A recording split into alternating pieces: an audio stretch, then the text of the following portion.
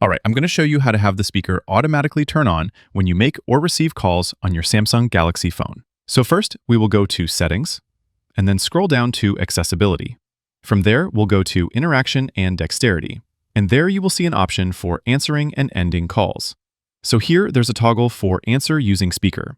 And when you toggle that on, now every time you answer a phone call, it automatically turns on the speaker on your phone.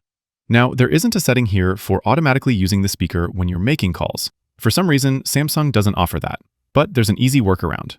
If you want the speaker on when you're making a call, you can just initiate the call by using the digital assistant, or Gemini, whatever you're using on your phone.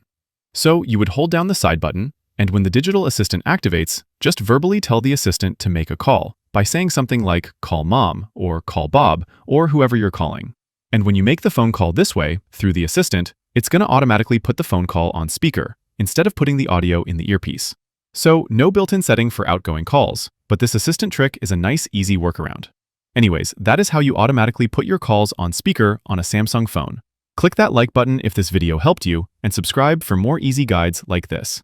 Thanks all, until next time.